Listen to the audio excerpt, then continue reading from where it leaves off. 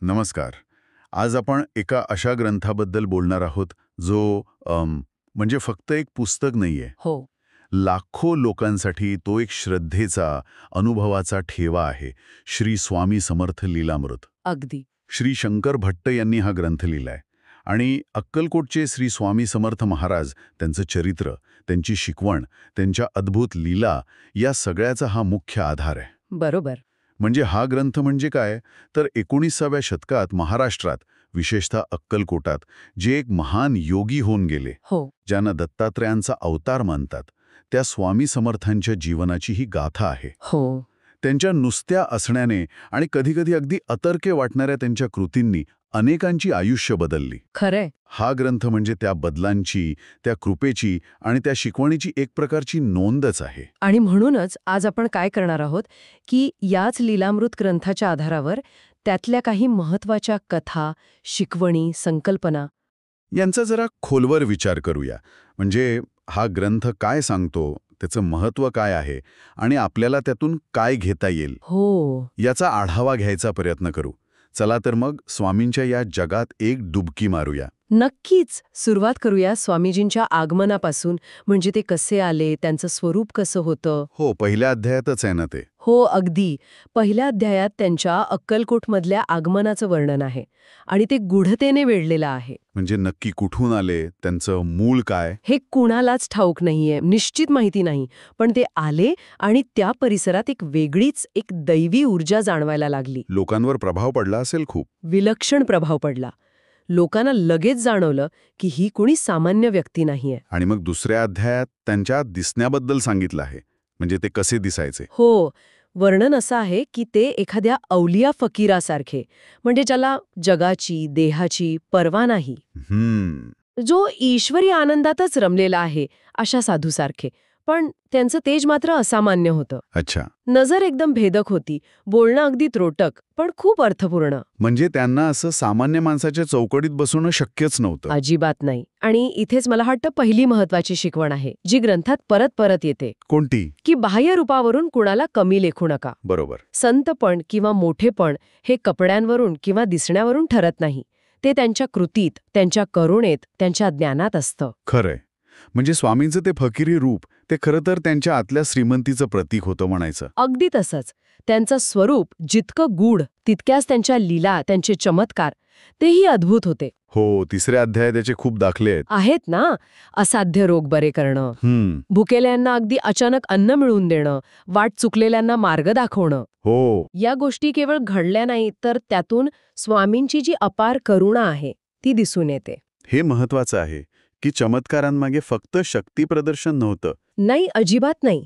10व्या अध्यायात तर आगीसारखी आपत्ती त्यांनी फक्त एका दृष्टिक्षेपात थांबवल्याचा उल्लेख आहे. बापरे. पण हे सगळं कशासाठी? तर लोकांचं दुःख दूर करण्यासाठी, त्यांना आधार देण्यासाठी. हे त्यांच्या करुणेचं आणि संरक्षणाचं प्रतीक होतं. म्हणजे चमत्कारांमागे एक उद्देश होता. हो. लोकांना भौतिक संकटातून बाहेर काढायचं आणि त्यांना अध्यात्माच्या मार्गाकडे वळवायचं. आणि ही करुणा फक्त त्यांच्या भक्तांपुरतीच मर्यादित होती की?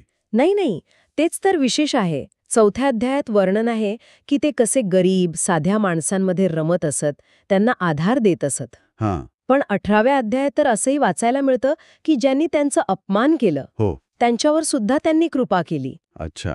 हे थोडं समजायला कठीण आहे. खरं आहे. पण इथेच स्वामींसारख्या खऱ्या गुरुच्या प्रेमाचं वेगळेपण दिसतं.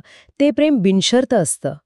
अपमान करणाऱ्याला शिक्षा नाही दिली त्यांनी, त्याला क्षमा केली आणि त्याच्यात बदल घडवून आणायचा प्रयत्न केला.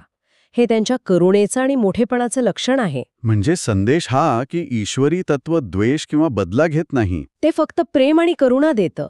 आणि देव किंवा संत हे खऱ्या अर्थाने दिनदुबळ्यांचे, साध्या लोकांचे असतात. ही भावना 4थ्या अध्यायातून खूप छान समोर येते. चमत्कारांबरोबरच त्यांची शिकवणही तितकीच महत्वाची आहे, नाही का? अगदी. त्यांनी लोकांना कसं घडवलं, कसं बदललं, याचे पण खूप प्रसंग आहेत ग्रंथात. आहेत. जसं की 5वा अध्याय बघा, अहंकारी श्रीमंतांना त्यांनी कसे धडे दिले. हो, संपत्तीचा आणि सत्तेचा गर्व कसा क्षणभंगूर आहे हे त्यांनी नुसतं सांगून नाही, तर प्रत्यक्ष कृतीतून दाखवून दिलं.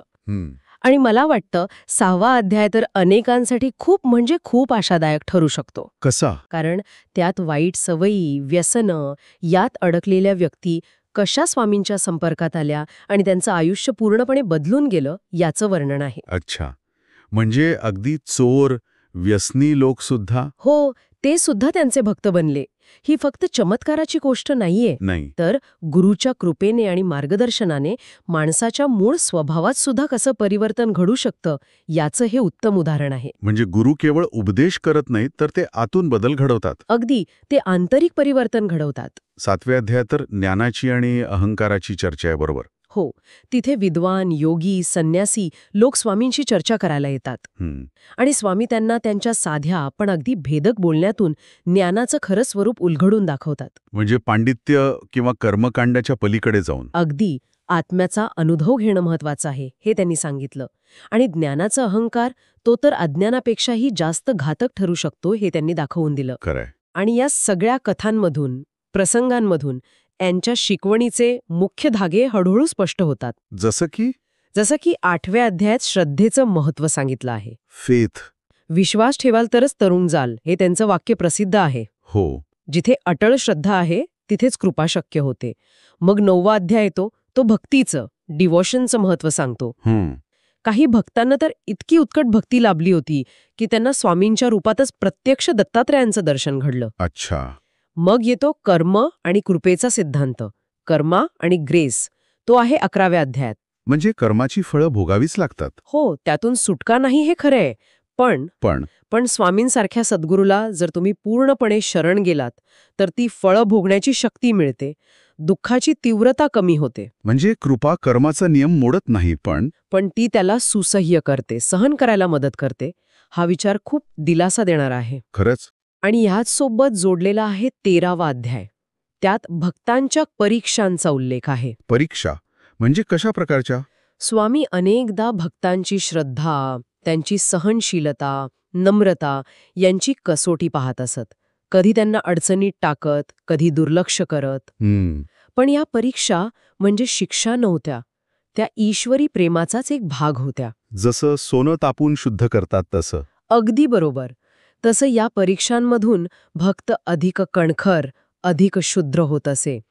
आणि 17व्या अध्यायात नामस्मरणाचं महत्त्व सांगितलं आहे. श्री स्वामी समर्थ किंवा दिगंबरा. हो, यांसारख्या नामजपाने मनाला शांती मिळते आणि आध्यात्मिक प्रगती होते असं सांगितलं आहे. म्हणजे आपण जर त्यांच्या शिकवणीचं सार काढायचं ठरवलं तर काय म्हणता येईल थोडक्यात? मला वाटतं त्यांचं सार हे अत्यंत व्यावहारिक अध्यात्मात आहे. Practical spirituality. असं काही खूप क्लिष्ट तत्वज्ञान नाहीये. मुख्य भर कशावर आहे? 1. श्रद्धा आणि विश्वास ठेवा. 2. निस्वार्थ भक्ती करा. 3. आपलं जे कर्तव्य आहे, कर्म आहे, ते करत राहा. आणि 4. आणि सगळ्यात महत्वाचं, सद्गुरूला किंवा ईश्वराला पूर्णपणे शरण जा. शरणागती, सरेंडर. अच्छा. या 4 खांबांवर त्यांची सगळी शिकवण उभी आहे असं मला वाटतं. बाकी चमत्कार किंवा लीला त्या या मार्गावर आणण्यासाठी किंवा टिकवून ठेवण्यासाठी होत्या. त्यांची शिकवण जशी साधी पण प्रभावी होती, तसाच त्यांचा दृष्टिकोनही खूप व्यापक होता असं दिसतंय 15व्या अध्यायात. हो, अगदी. त्यांचं हृदय खूप विशाल होतं. त्यांचे दरवाजे सगळ्यांसाठी उघडे होते. म्हणजे जात, धर्म, पंथ असा काही भेद नव्हता. काही नाही. गरीब, श्रीमंत काही नाही. मुस्लिम, पारशी, ख्रिश्चन लोक सुद्धा त्यांच्याकडे यायचे आणि त्यांना आशीर्वाद मिळायचे. हे त्यांच्या वैश्विक प्रेमाचं प्रतीक आहे. अगदी. युनिव्हर्सल लव्ह आणि कंपॅशन. आणि त्यांची सत्ता फक्त माणसांपुरतीच मर्यादित नव्हती. म्हणजे 16व्या अध्यायात त्यांनी निसर्गावर नियंत्रण ठेवल्याचे प्रसंग आहेत. हो. काय? वादळं शांत करणं, इच्छेनुसार पाऊस पाडणं, अगदी हिंस्र प्राणांना शांत करणं. बापरे. या घटना काय दर्शवतात? की ते एक योगी होते आणि त्यांची शक्ती केवळ मानवी पातळीवरची नव्हती, तर ती निसर्गावरही चालत होती. हे त्यांच्या दैवी अवतारी स्वरूपाकडेच निर्देश करतं मग. हो. आणि ही शक्ती फक्त त्यांच्या भौतिक उपस्थितीतच होती की? नाही. 19वा अध्याय तेच सांगतो. जे भक्त दूरवर होते त्यांना त्यांनी स्वप्नात किंवा दृष्टांताद्वारे दर्शन दिल्याचे अनेक अनुभव आहेत. अच्छा. यातून काय सिद्ध होतं? यातून हेच सिद्ध होतं की संत किंवा गुरूंचं अस्तित्व हे स्थळ काळाच्या पलीकडचं असतं. फिजिकल लिमिटेशन्स नसतात. शरीर एका ठिकाणी असलं तरी त्यांची चेतना, त्यांचं अस्तित्व सर्वव्यापी असू शकतं. आणि याच मुद्द्याला पुष्टी देतो 20वा अध्याय. त्यात काय? त्यात स्वामींनी स्वतःच भक्तांना आश्वासन दिलंय, मी गेलेलो नाही, मी आहे. अच्छा. म्हणजे देह ठेवल्यानंतरही अस्तित्व कायम राहील. हां.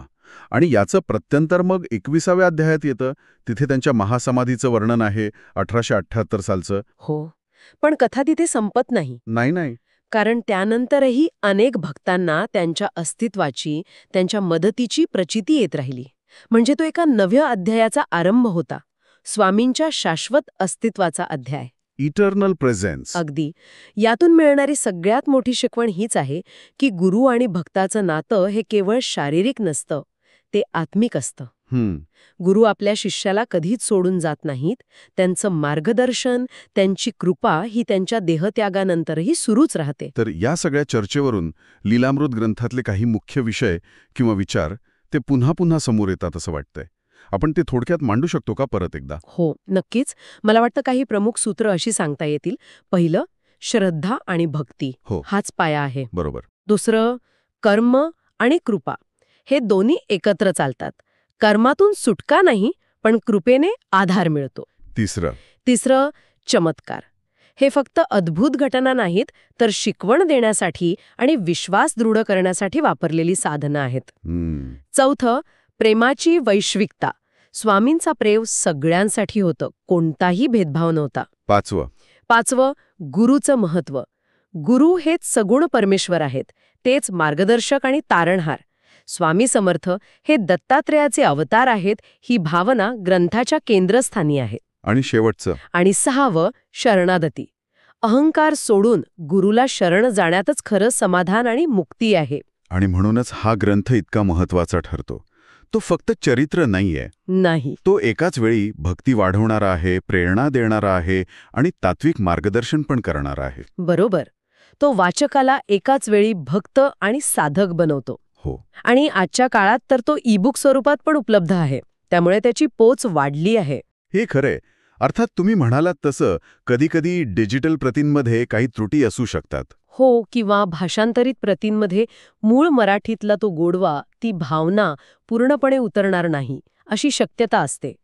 पण तरीही मूळ ग्रंथ किंवा चांगल्या प्रती उपलब्ध आहेत आणि त्या जगभरातल्या जिज्ञासूंसाठी एक अनमोल ठेवा आहेत. नक्कीच. मग हा ग्रंथ नक्की कोणासाठी महत्वाचा आहे?